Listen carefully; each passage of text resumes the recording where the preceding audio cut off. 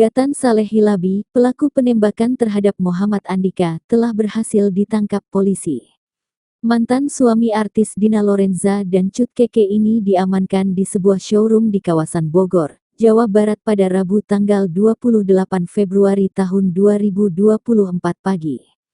Hingga saat ini, polisi masih mendalami kasus dugaan percobaan pembunuhan tersebut. Dari pernyataan Gatan kepada polisi, ia mengaku tersulut emosi dengan korban usai cekcok, bahkan disebutkan Gatan terlibat narkoba dan penjualan senjata api. Setelah dilakukan pemeriksaan, polisi pun akhirnya menetapkan mantan suami Dina Lorenza dan Cut Keke itu sebagai tersangka percobaan pembunuhan dan kepemilikan senjata api ilegal. Setelah resmi ditetapkan sebagai tersangka, Gatan Saleh pun langsung ditahan. Gatan akan menjalani masa tahanan selama 20 hari ke depan. Yang terduga pelaku adalah dari inisial GSH, di mana sesuai dengan hasil gelar perkara yang melibatkan pihak eksternal dengan Polres Metro Jakarta Timur. Dalam hal ini pihak eksternal adalah dari Bitkum Polda Metro Jaya, Wasidik Polda Metro Jaya, ditambah juga dari Itwasda dan Propam Polda Metro Jaya, maka disimpulkan dan diputuskan bahwa status terduga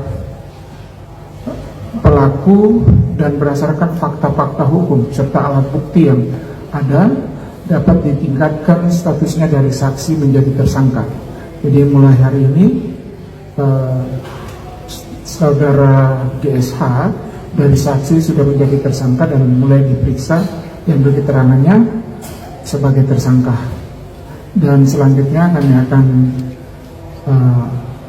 melakukan penahanan terhadap terduga pelaku, dalam hal ini tersangka GSH.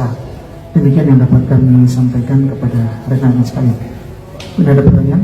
Pak, apa motifnya? Karena terjadi cekcok, yang bersangkutan merasa ketersinggungan, sehingga beliau melakukan penembakan terhadap korban, dan karena korban juga lari ke lantai 2 dan menutup pintu.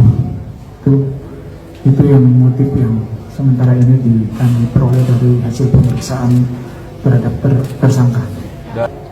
Selama pemeriksaan kami pasti menanyakan dalam keadaan sehat walafiat dan dijawab oleh saudara tersangka bahwa dalam keadaan sehat walafiat dan siap sadar untuk menjawab pertanyaan-pertanyaan yang diajukan oleh penyidik. Itu dilakukan penahanannya berapa tahun, Pak? Dan pasal berapa jam menjelang?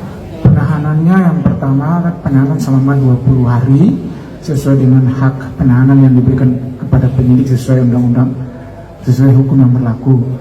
Nanti kita lihat perkembangan penyidikan nanti. Terus kalau setelah 20 hari nanti kan bisa diperpanjang oleh pihak kejaksaan.